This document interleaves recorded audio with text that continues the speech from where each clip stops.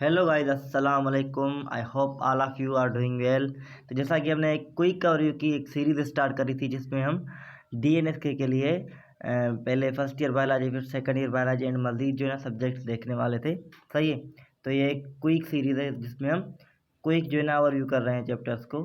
सही है। तो उसमें बायोलॉजिकल मॉलिक्यूल जो है ना वो डिस्कस कर रहे थे हम, जो कि आज बायोलॉजिकल मॉलिक्यूल्स का पार्ट नंबर 5 एंड जो कि इसका लास्ट पार्ट होने वाला है, आज वो डिस्कस करेंगे। इसके बाद जो है ना चैप्टर जो है ना एंड हो जाएगा। एंड इसकी एंड में मैं रात ही इंशाल्लाह एमसीक्यू सेंड कर दूंगा ग्रुप में, तो वो लाजमी करने हैं। एंड कल जो है ना एक फिर उसके बाद एक क्विक बिल्कुल ओवरव्यू जो है ना बुक से करेंगे इस चैप्टर का। सही है। फिर इंशाल्लाह ये जो है ना चैप्टर बिल्कुल क्लियर हो जाएगा, इससे कोई भी पॉइंट जो है ना वो छूटेगा नहीं। सही है। तो विदाउट एनी लेट स्टार्ट करते हैं आज का लेक्चर। सही है। और जो न्यू आए हैं मेरे चैनल पर, जिनको पता नहीं कि मेरा जो है ना व्हाट्सअप चैनल भी है, तो व्हाट्सअप पर जो है ना मैंने डिस्क्रिप्शन में लिंक दी हुई है ग्रुप की, तो आप वहाँ पर आ जाएं। सही है। वहाँ पर मैं एमसीक्यू भेज दूँगा रात में ही। तो आज हम न्यूक्लिक एसिड को जो है ना डिस्कस करने वाले हैं, और उसके बाद डीएनए। सही है। जो लास्ट होते हैं चैप्टर में, उसके बाद जो है ना चैप्टर एंड। सही है। तो न्यूक्लिक एसिड क्या है? एक कॉम्प्लेक्स बायोलॉजिकल मॉलिक्यूल है जो कि ना ट्रांसफर ऑफ जेनेटिक इन्फॉर्मेशन के लिए रिस्पॉन्सिबल होता है। सही है। Storage and transfer of genetic information. अब डीएनए एंड आरएनए जो है ना वो न्यूक्लिक एसिड से बने हुए होते हैं। सही है। तो डीएनए का काम है जेनेटिक इन्फॉर्मेशन को ट्रांसफ़र करना। सही है। और जो है ना आरएनए जो है ना वो प्रोटीन सिंथेसिस कराता है, प्रोटीन बनाता है। सही है। तो आरएनए का काम है प्रोटीन सिंथेसिस। सही है। तो ये दोनों जो है ना मेजर जो है ना कंपोनेंट है, मतलब मेजर जो है ना टाइप्स हैं न्यूक्लिक एसिड के। सही है। They are found in nucleus. अच्छा, जैसे डीएनए जो है वो न्यूक्लियस में पाया जाता है, एंड आरएनए भी जो है ना मेनली न्यूक्लियस में पाया जाता है। साइटोप्लाज्म में भी आरएनए पाया जाता है। सही है। एंड ऑर्गेनेल्स जो होते हैं ना कुछ, उनमें भी जो है ना डीएनए पाया जाता है। लाइक माइटोकॉन्ड्रिया में सिंगल स्ट्रैंड डीएनए होता है, एंड क्लोरोप्लास्ट जो प्लांट में होती है उसमें भी सिंगल स्ट्रैंड डीएनए होता है। सही है। Nucleic acids are polymers. सही है। न्यूक्लिक एसिड जो है ना पॉलीमर है किस चीज़ के? न्यूक्लियोटाइड्स के। मतलब इसके जो है ना मोनोमर्स का क्या होंगे? वो न्यूक्लियोटाइड्स है। जैसे हम पीछे भी पढ़कर आए ना कि अमाइनो एसिड से प्रोटीन बन रहा था, प्रोटीन के जो ना मोनोमर्स थे amino acid, and fatty acid से लिपिड के मोनोमर्स। इसी तरह मोनोसेक्राइड्स जो थे वो कार्बोहाइड्रेट्स के मोनोमर्स थे। इसी तरह न्यूक्लिक एसिड के मोनोमर्स क्या है? न्यूक्लियोटाइड्स। सही है। सही है। They control heredity characteristics and protein. Heredity characteristic किसका काम है? डीएनए का काम है। और प्रोटीन सिंथेसिस जैसे मैंने बताया कि वो आरएनए का काम है। इसके मेजर 2 टाइप्स हैं, डीएनए एंड आरएनए। सही है। विदाउट न्यूक्लियर ट्रांसमिशन ऑफ एक मिनट। हाँ, तो विदाउट विदाउट ना न्यूक्लिक एसिड जैसे डीएनए के बगैर ट्रांसमिशन ऑफ जेनेटिक इन्फॉर्मेशन जो है ना वो पॉसिबल नहीं थी। सही है। Nucleic acid are essential for continuity of life. अगर एक ज़िंदगी को ज़िंदा रखना है, फॉर एग्जांपल अगर एक नस्ल को बरकरार रखना है, तो उसके लिए क्या है? डीएनए मोस्ट इम्पोर्टेंट है। सही है। तो डीएनए के बगैर ना कंटिन्यूटी ऑफ लाइफ जो है ना वो पॉसिबल नहीं है। Discovery of nucleic acid. अब इसमें याद क्या रखना है कि न्यूक्लिक एसिड किसने डिस्कवर किया? वो था फ्रेडरिच मेस्चर। सही है। अब ईयर जो है वो आप याद कर सकते हैं अगर करना चाहें, अगर नहीं करना चाहें तो फिर भी छोड़ दें, ऐसे सवाल नहीं आते हैं। सही है। 1869 में डिस्कवर किया था। किससे डिस्कवर किया था? ये isolate a phosphorus rich substance from nuclei of blood cell. सही है। White blood cell. सही है। वाइट ब्लड सेल है ना, उसमें से इसने देखा था। सही है। पहली बार न्यूक्लिक एसिड को। सही है। ही नेम्ड इस सब्सटेंस। शायद सब्सटेंस को इसने क्या नाम दिया था? न्यूक्लियन। सही है। बिकॉज जो है ना वो न्यूक्लियस में पाया जा रहा था, तो इसने उसको न्यूक्लियन जो है ना नाम दिया था। लेटर जो है ना स्टडी से रिवील हुआ कि ये जो है ना न्यूक्लियन जो है ना इसमें हेरिडिटी मटेरियल है। सही है। डीएनए है। सही है। फिर जो है ना वाटसन एंड क्रिक मॉडल होता है ना, Watson and Crick and Franklin जो है ना उन्होंने फर्दर से एक्सप्लेन किया डीएनए स्ट्रक्चर की फॉर्म में। सही है। आगे बढ़ते हैं। न्यूक्लियोटाइड्स। अब ये मोनोमर्स ऑफ न्यूक्लिक एसिड है। सही है। Each nucleotide contents pentose sugar होती है, एक नाइट्रोजनस बेस होता है, एंड एक फास्फोरस ग्रुप होता है। तो ये तीनों चीज़ें आपको याद करनी है कि 2 एंड ये 3, ये तीनों जो चीज़ें जो ना आपको याद करनी है कि एक न्यूक्लियोटाइड्स में क्या कौन कौन सी चीज़ होती हैं। Pentose sugar, nitrogenous base and phosphorus group. सही है। अगर इससे नाइट्रोजनस बेस जो है ना वो निकाल दें हम, तो सिर्फ ये pentose sugar and phosphorus group बचेगा ना, तो इसे हम न्यूक्लियोसाइड कहते हैं। सही है, ये भी याद कर लेना। अगर ये सिर्फ 2 चीज़ें हो ना तो इसे हम न्यूक्लियोसाइड कहते हैं। फिर ये न्यूक्लियोटाइड नहीं रहता, न्यूक्लियोसाइड बन जाता है, ये भी याद करना। सही है। ये शुगर में भी अब देखें, अब शुगर जो है ना इसमें पेंटोस शुगर जो है वो राइबोस शुगर भी हो सकती है एंड डी ऑक्सी राइबोस। अब इससे देखें, डी मतलब बाहर, ऑक्सी मतलब ऑक्सीजन, मतलब क्या होगा, एक ऑक्सीजन जो है ना बाहर होगी राइबोस मॉलिक्यूल से। राइबोस मतलब 5 कार्बन वाला जो हमने पढ़ा था ना, 5 कार्बन वाला पेंटोस शुगर, उससे एक जो है ना ऑक्सीजन जो है ना ऑक्सीजन मॉलिक्यूल बाहर होगा, तो इससे ये जो है ना डी ऑक्सी राइबोस जो है ना मेनली डीएनए में पाया जाता है। सही है। तो डी ऑक्सी राइबोस जो है ना वो डीएनए में पाया जाता है, जबकि राइबोस जो है ना शुगर वो आरएनए में पाई जाती है। सही है। तो यही फ़र्क होता है। फ़र्क पूछते हैं कभी कभी कि डीएनए एंड आरएनए में फ़र्क क्या है, तो डीएनए में डी ऑक्सी राइबोस मॉलिक्यूल पाया जाता है और आरएनए में राइबोस मॉलिक्यूल जो है ना वो पाया जाता है।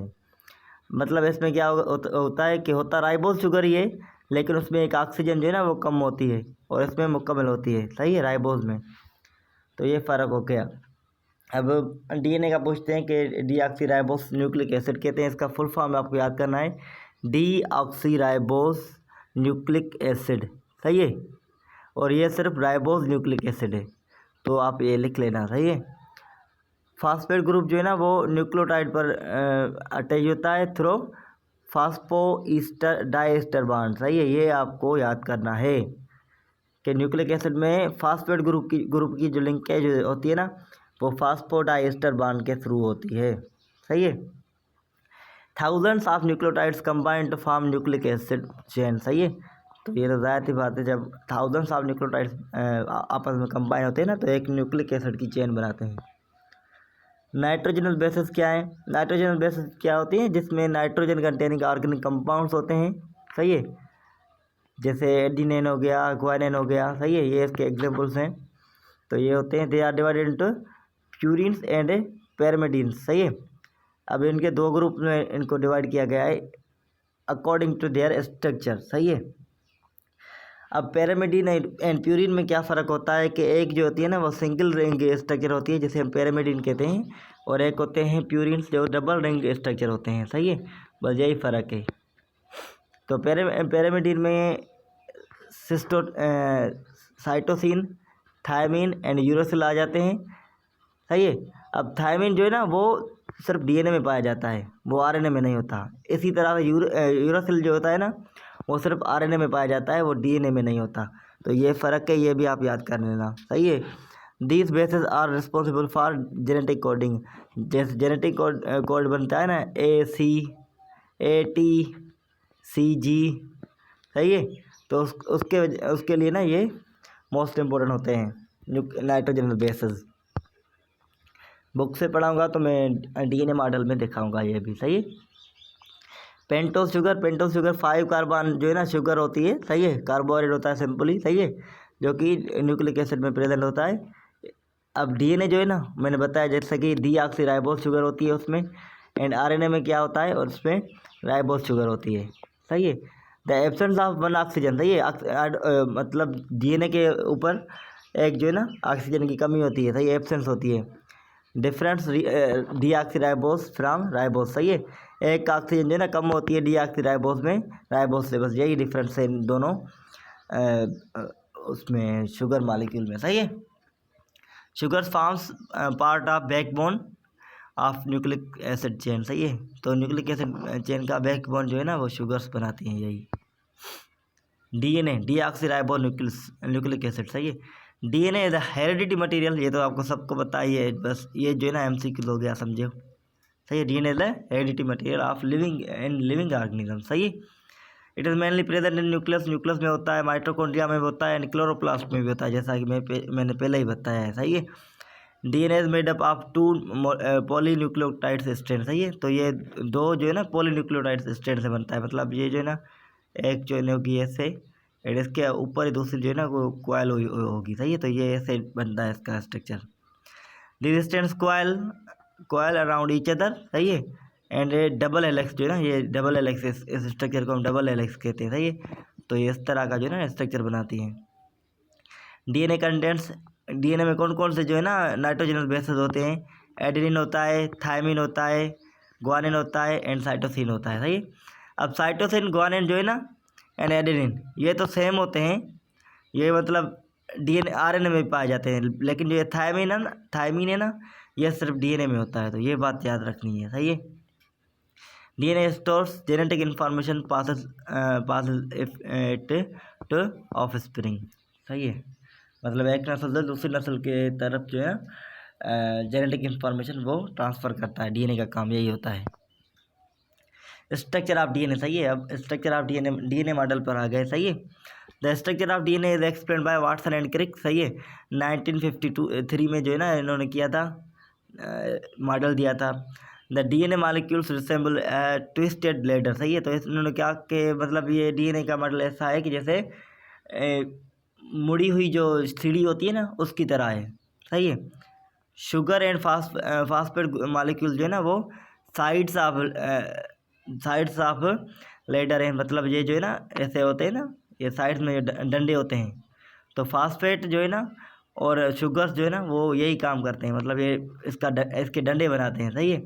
एंड नाइट्रोजनस बेसिस जो है ना वो इसके रंग्स बनाता है। मतलब जो ये ऐसे होते हैं ना, वो बनाना किसका काम है? नाइट्रोजनस बेसिस का होता है। अब ऐसा होता नहीं है, लेकिन मैं समझाने के लिए ये बता रहा हूँ। इंशाल्लाह मैं बुक से आपको स्ट्रक्चर दिखाऊंगा डीएनए का, सही है। अब एडेनिन जो है ना वो पेयर होता है थायमिन के साथ, मतलब ए टी के साथ होता है एंड सी जी के साथ होता है, सही है। सी में डबल बॉन्ड होता है, सही है। तो ये याद रखना है, ये पेयरिंग याद रखनी है। एंड ग्वानिन जो है ना वो साइटोसिन के साथ होता है, सी जी, सही है। और इसमें 3 हाइड्रोजन बॉन्डिंग होती है इससे, सही है। और इसमें डबल हाइड्रोजन बॉन्डिंग होती है एडेनिन एंड थायमिन में, सही है। द टू स्ट्रैंड्स रन, अच्छा ये अगर ये एक जो है ना कॉइल ये ऐसे आ रही है ना, तो दूसरी ऐसे जाएगी, मतलब अपोजिट साइड जो है ना वो रन करती हैं दोनों स्ट्रैंड। डबल हेलिक्स मॉडल, सही है। अब डबल हेलिक्स मॉडल क्या है? वो बताता है कि जो है ना डीएनए जो है ना वो 3 डायमेंशनल अरेंजमेंट होती है उसकी, सही है। एक स्ट्रैंड जो है ना दूसरे के ऊपर कॉमन एक्सेस पर कॉइल होता है। मतलब जैसे मैंने पहले ही बताया कि ये इस तरह से अगर तो ये दूसरा इस तरह से होगा। एक 3D जो है ना मॉडल बनाएगा, सही है। Model explains replication and storage of information, सही है। रिप्लिकेशन भी करता है ये अपने जैसी दूसरी, मतलब एक स्टैंड बनती है वो अलग हो जाती है, फिर दूसरी वैसे ही बनती है, सही है। तो ये रिप्लिकेशन भी करता है और स्टोरेज ऑफ इंफॉर्मेशन ना वो भी करता है। हाइड्रोजन बॉन्डिंग जो होती है ना इसमें वो स्टेबलाइज करती है डीएनए को, सही है। The sequence of base storage, अच्छा जो है ना सीक्वेंस की जो होती है ना वो जेनेटिक इंस्ट्रक्शन के हिसाब से ही जो है ना बनती है। फंक्शन ऑफ डीएनए का फंक्शन क्या है? हेरिडिटी मटेरियल है, सही है। हेरिडिटी इंफॉर्मेशन होती है इसमें कि हमारे कलर्स का, हमारे बालों का कलर क्या होने वाला है, हमारे आइज़ का कलर क्या होगा, सही है। ये सारी इंफॉर्मेशन इसमें होती है हमारी छोटी छोटी चीज़ की, सही है। It control synthesis of protein, सही है। प्रोटीन की सिंथेसिस भी कंट्रोल डीएनए करता है, लेकिन करवाता कौन है? आरएनए करवाता है, सही है। डीएनए जो है ना वो मेटाबॉलिज्म, ग्रोथ एंड रिप्रोडक्शन को भी कंट्रोल करता है, रेगुलेट करता है। It replicates before cell division, सही है। अब जब सेल डिवीजन होती है ना तो ये अपनी कापीज बना लेता है, उसे हम रिप्लिकेशन कहते हैं, सही है। डीएनए इंश्योर करता है कि continuity of genetic characters from parents two of spring, सही है। तो ये मैंने पहले ही बताया है। अगर डीएनए में थोड़ी भी म्यूटेशन हो गई ना तो उसकी वजह से वेरिएशन एंड एवोल्यूशन जो है ना वो पॉसिबल होता है। तो जब हम एवोल्यूशन पढ़ेंगे ना तो एवोल्यूशन ग्रुप चैप्टर में यही होता है कि उसका जो ना डीएनए टाइम के साथ चेंज होता जाता है ऑर्गेनिजम्स का, और वो दूसरी फॉर्म में, बिल्कुल डिफरेंट फॉर्म में कन्वर्ट हो जाते हैं। डीएनए रेप्लिकेशन, अब डीएनए रेप्लिकेशन क्या है? ये प्रोसेस होती है जिसमें डीएनए अपनी कॉपीज़ बनाता है, सही है। ये सेल डिवीजन से पहले होती है और इसमें जो है ना बिल्कुल सेपरेट है, 2 स्ट्रैंड सेपरेट हो जाती हैं, फिर हम ईच अदर, सही है। मतलब अगर ऐसे थी ना तो ये अलग हो जाएगी और दूसरी अलग हो जाएगी। सही है, ऐसे हो जाती हैं। अब जो है ना, अब ये जो अलग अलग स्टैंड हो गई ना, तो ये अब न्यू स्टैंड बनाती है, मतलब ये अपने लिए दूसरी बनाएगा और ये भी अपने लिए दूसरी बनाएगा। तो एक से ना कितने बन गए, 2 बन गए। सही है, और ये एक दूसरे की बिल्कुल जेनेटिकल कापीज होगी। सही है, equal distribution of genetic material होगा इसमें। सही है। अब आरएनए जो है ना, राइबो न्यूक्लिक एसिड कहते हैं इसे हमें। आरएनए जो है ना वो मेनली सिंगल स्ट्रैंड होता है। सही है, सिंगल स्ट्रैंड न्यूक्लिक एसिड होता है। इसमें राइबोस शुगर होती है इंस्टेड ऑफ डीऑक्सीराइबोस। सही है। डीएनए आरएनए जो है ना वो यूरासिल करता है इंस्टेड ऑफ थायमिन। सही है, तो थायमिन इसमें नहीं होता है, इसमें यूरासिल होता है। सही है, और ये जो यूरासिल है ना वो डीएनए में नहीं पाया जाता है। RNA synthesis from the DNA template. सही है, तो आरएनए को बनाने का काम भी डीएनए का ही है। सही है। It plays an important role in protein synthesis. सही है, तो प्रोटीन सिंथेसिस में ही आरएनए का मेजर रोल होता है। मैसेंजर, अब आरएनए के टाइप्स जो है ना वो डिस्कस करते हैं। तो उसका फर्स्ट टाइप है मैसेंजर आरएनए, जिसे हम एमआरएनए कहते हैं। सही है, तो ये क्या करता है कि जेनेटिक इंफॉर्मेशन जो है ना डीएनए से राइबोसोम जो है उन तक ले जाता है। मतलब न्यूक्लियस से बाहर आकर जो रफ एंडोप्लाज्मिक रेटिकुलम होता है ना उसके ऊपर राइबोसोम लगे हुए होते हैं, तो वहाँ से जो है ना इंफॉर्मेशन लेकर आता है कि किस टाइप का प्रोटीन बनना है। सही है, हमें कौन सा प्रोटीन चाहिए, तो उस हिसाब से वो इन्फॉर्मेशन लेकर न्यूक्लियस से लेकर डीएनए से लेकर सीधा राइबोसोम्स के पास आता है। राइबोसोम्स जो कि रफ एंडोप्लाज्मिक रेटिकुलम पर लगे हुए होते हैं। सही है, और ये जो है ना ड्यूरिंग ट्रांसक्रिप्शन होता है। सही है। एमआरएनए जो है ना उसके अंदर जो है कोडान होते हैं। सही है, मतलब कौन कौन कोडान, मतलब ऐसा होता है कि मतलब ऐसा समझे कि इन्फॉर्मेशन होती है कि अगर ये जो है ना एंटी कोडान है जो कि ट्रांसफर आरएनए लेकर आता है, अगर ये कोडान है तो इसके लिए कौन सा एंटी कोडान होगा, तो वो ऑलरेडी डिसाइड होता है। सही है, कि ये जो है ना ये अमाइनो एसिड सीक्वेंस बनेगी, यहाँ पर ये अमाइनो एसिड लगना है, यहाँ पर ये अमाइनो एसिड लगना है, तो ये पहले से ही उसमें इंफॉर्मेशन फिट हुई होती है। सही है, मैसेंजर आरएनए में। It acts as a template during the protein synthesis, मतलब इसमें ये इन्फॉर्मेशन होती है कि किस टाइप का प्रोटीन बनाना है, कौन कौन सी जो है ना अमाइनो एसिड कहाँ पर लगनी है। सही है, तो वो इन्फॉर्मेशन को एज अ कोडान लेकर आता है। फिर ट्रांसफर आरएनए जो है ना वो अमाइनो एसिड जो पड़े हुए होते हैं ना साइटोप्लाज्म में, वो राइबोसोम्स के पास लेकर आता है। सही है, ये साइटोप्लाज्म में ही होता है, ये साइटोप्लाज्म में पाया जाता है। सही है, इसके बाद एंटी कोडान होते हैं, मतलब जो कोडान आ गए हैं उनके लिए जो दूसरे अमाइनो एसिड जो है ना उसके साथ कंबाइन होंगे, तो वो होते हैं इसमें एंटी कोडान्स होते हैं। सही है, जो कि बिल्कुल कॉम्प्लीमेंट्री होते हैं एमआरएनए के कोडान के साथ। सही है, बिल्कुल फिट हो जाने वाले। सही है, तो ईच टीआरएनए जो है ना ट्रांसफर आरएनए वो स्पेसिफिक अमाइनो एसिड जो है ना कैरी करता है फ्रॉम साइटोप्लाज्म, ये बात याद रखना। सही है, tRNA helps arrange amino acid in a proper sequence. सही है, तो मतलब एक ये जो है ना ये अमाइनो एसिड एक कोडान है। सही है, जो एमआरएनए से आया है। सही है, तो इसके साथ कौन सा एंटी कोडान लगना है, तो बिल्कुल उसके मुताबिक ही ना फिट होने वाला जो है ना एंटी कोडान लेकर आता है जो इस पर फिट हो जाए। सही है, तो ये काम होता है टीआरएनए का कि अमाइनो एसिड की जो अरेंजमेंट है ना वो प्रॉपर सीक्वेंस में हो। अब राइबोसोमल आरएनए ये राइबोसोम्स के ऊपर पाए जाते हैं। सही है, जो कि ना राइबोसोम्स कहाँ पर होते हैं ये याद करना है कि रफ एंडोप्लाज्मिक रेटिकुलम के ऊपर पाए जाते हैं। सही है, तो ये वहाँ पर ही होते हैं। इनका काम होता है कि एमआरएनए से जो कोडान है ना और जो टीआरएनए से जो एंटी कोडान से मतलब जो अमाइनो एसिड्स आ रहे हैं उनको आपस में फिट करवाना अटैच करवाना। सही है, अगर ये जो है ना एमआरएनए है, फॉर एग्जांपल ये हमारा एमआरएनए है, इससे जो है ना ये आता है। सही है, ये कोडान आता है। सही है, ये कोडान है, और जो है ना ये टीआरएनए हमारा, एक मिनट,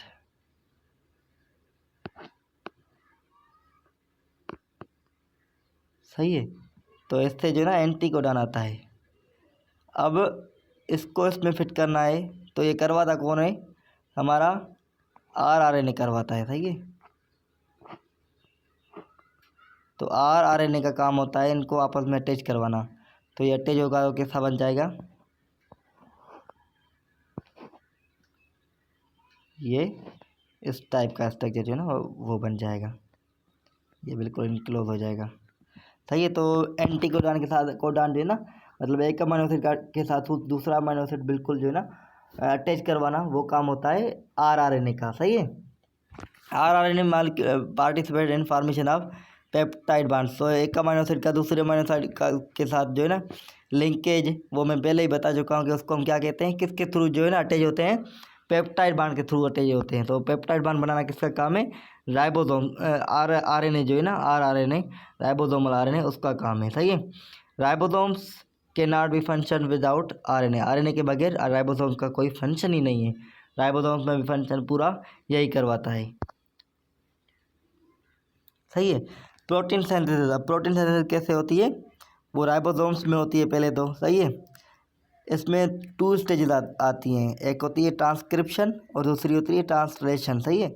अब ड्यूरिंग ट्रांसक्रिप्शन जो है ना डीएनए से इन्फॉर्मेशन आती है एमआरएनए के ज़रिए। सही है। मतलब उसमें इन्फॉर्मेशन लाता है एमआरएनए डीएनए से, इसको हम कहते हैं ट्रांसक्रिप्शन। अब उस इन्फॉर्मेशन को देख कर, सही है, राइबोसोम्स जो है ना उसे रीड करते हैं उन कोडान्स को, और एक प्रोटीन सिंथेसिस जो है ना वो करते हैं, मतलब एक सीक्वेंस में प्रोटीन सिंथेसिस करते हैं। इसको हम कहते हैं ट्रांसलेशन। मतलब एक इन्फॉर्मेशन आई, ट्रांसक्रिप्शन आई। सही है। ट्रांसक्रिप्ट क्या है, ट्रांसक्रिप्ट मतलब स्क्रिप्ट से निकला हुआ है कि एक इन्फॉर्मेशन आई, सही है, उसको देखकर उसको ट्रांसलेट किया गया। सही है। तो ये होता है, ये 2 स्टेजेस होती हैं। ट्रांसक्रिप्शन में क्या होता है कि डीएनए से इन्फॉर्मेशन एमआरएनए के ज़रिए आती है राइबोसोम्स के पास। सही है। फिर राइबोसोम्स उसको पढ़ते हैं और उसके डीएनए की सीक्वेंस जो है ना वो बनाते हैं, इसको हम ट्रांसलेशन कहते हैं। सही है। टीआरएनए जो है ना अमीनो एसिड को ब्रिंग करता है, मतलब वो लाता है और उसे कोडान के साथ जो है ना सीक्वेंस में अरेंज करता है। सही है।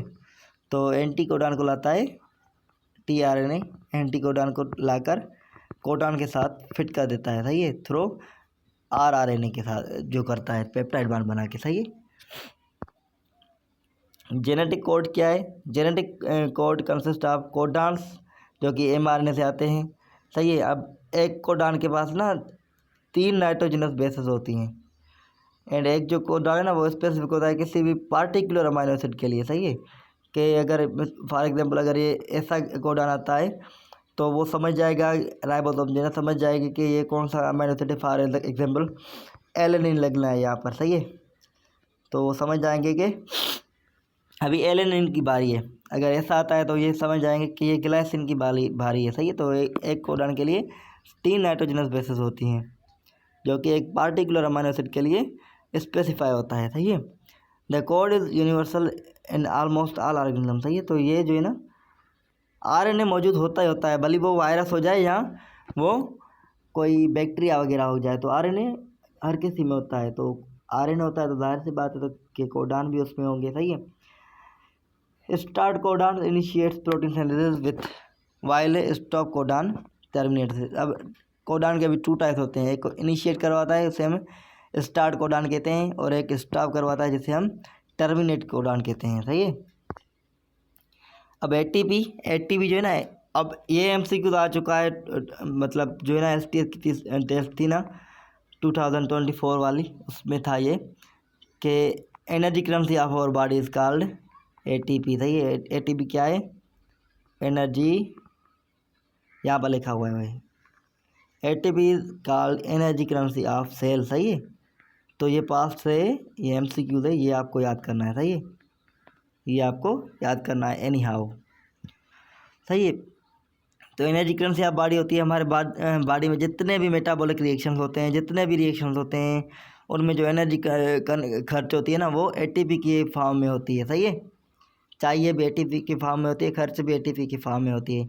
लाइक मतलब हमारी दुनिया में बात करी जाए तो हमारे मुल्क में पाकिस्तान में जो है ना पैसे कायदे आज़म की तस्वीर होती है। सही है। तो एटीपी भी वही काम करता है कि पैसों के बगैर जैसे कोई चीज़ जो है ना मुमकिन नहीं है, वैसे ही एटीपी के बगैर कोई चीज़ मुमकिन नहीं है हमारी बॉडी में भी। सही है।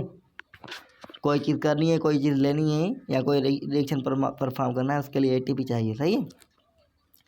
It is stored and transferred energy required for cellular activity. तो मेटाबॉलिज्म के लिए, सेलुलर एक्टिविटी के लिए जितनी भी एनर्जी चाहिए वो एटीपी देता है। एटीपी में क्या क्या होता है, एडेनिन होता है, राइबोस शुगर होता है एंड 3 फास्फेट ग्रुप होती है। इसका फुल फॉर्म जो है ना एडिनोसिन, सही है, एडिनोसिन, ये एडिनोसिन से आ गया, सही है, सही है। और एडिनोसिन ट्राईफॉस्फेट होता है, मतलब 3 फास्फेट होते हैं एंड एक राइबो शुगर होता है। Energy is released when terminate, अच्छा इसमें जब अब ट्राईफॉस्फेट है ना, ये देखें 2P एंड 1P जो है ना, इससे जब निकल जाती है 1P निकल गई, सही है, सही है। अब इसमें 2P है, सही है, तो 2 फास्फेट रह गए, 1 फास्फेट निकल गया, सही है।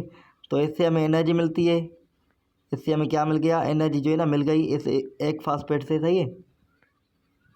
और जो है ना ये कन्वर्ट हो गया ADP में, एडिनोसिन डाईफॉस्फेट, सही है। अब डाई हो गया, ट्राई नहीं, ट्राई मतलब 3, डाई मतलब 2, सही है।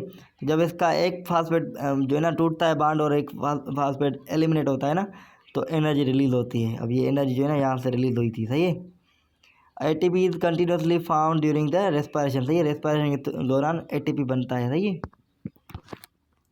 फंक्शन ऑफ एटीपी क्या है, ATP provide energy for muscle contraction, सही है, मसल कॉन्ट्रैक्शन के लिए भी एनर्जी प्रोवाइड करना। एटीपी का काम है 8 पावर्स एक्टिव ट्रांसपोर्ट, जहाँ पर भी होगी अक्रॉस द मेम्ब्रेन, मेम्ब्रेन के थ्रू, सही है। कोई चीज़ बाहर भेजनी है, कोई चीज़ अंदर लानी है, सही है, उसके लिए मेम्ब्रेन में जो है ना एक्टिव ट्रांसपोर्ट जो होती है वो एटीपी करवाता है। एटीपी जो है ना एनर्जी सप्लाई करता है प्रोटीन सिंथेसिस के लिए या न्यूक्लिक एसिड के फंक्शंस के लिए, सही है। It helps in nerve impulse, सही है, नर्व इम्पल्स ट्रांसमिशन जो होती है ना वो भी एटीपी के थ्रू होती है, मतलब एटीपी जो है ना एनर्जी प्रोवाइड करता है। ऑलमोस्ट एवरी मेटाबॉलिक एक्टिविटीज़ जो है ना रिक्वायर्स एटीपी, सही है। तो कोई भी एक्टिविटी हो, बल्कि कोई भी मेटाबॉलिक एक्टिविटी हो ना, उसके लिए एटीपी की ज़रूरत पड़ती है। इंपॉर्टेंस ऑफ न्यूक्लिक एसिड क्या है, न्यूक्लिक एसिड जो है ना वो इनहेरिटेंस को कंट्रोल करते हैं, जेनेटिक कंटिन्यूटी को कंट्रोल करते हैं, सही है, वो रेगुलेट करते हैं सेलुलर एक्टिविटीज़ को, सही है। They direct synthesis of protein synthesis and enzyme synthesis जो है ना वो आरएनए करवाता है, सही है, न्यूक्लिक एसिड करवाते हैं। बेसिकली न्यूक्लिक एसिड जो है ना वो ग्रोथ एंड डेवलपमेंट के लिए भी इम्पोर्टेंट है, सही, हेल्प करते हैं। म्यूटेशन अगर हो गई ना न्यूक्लिक एसिड में तो उसके वजह से जेनेटिक डिसऑर्डर्स हो सकते हैं, सही है। अब difference between DNA and RNA क्या है, डीएनए जो है ना उसके पास डीऑक्सीराइबोस शुगर होता है, आरएनए के पास राइबोस शुगर होता है, सही है। डीएनए जो है ना डबल स्ट्रैंड होता है, सही है, स्ट्रैंडेड होता है, और आरएनए जो है ना सिंगल स्ट्रैंडेड होता है, सही है। तो ये डिफरेंस है। डीएनए जो है ना वो थायमिन जो है ना कंटेन करता है, और जो आरएनए वो यूरासिल जो है ना यूरासिल वो कंटेन करता है, ये भी मैं बता चुका हूँ, सही है। डीएनए जो है ना जेनेटिक इन्फॉर्मेशन जो है ना स्टोर करता है, और जो है ना आरएनए का काम है प्रोटीन सिंथेसिस करवाना।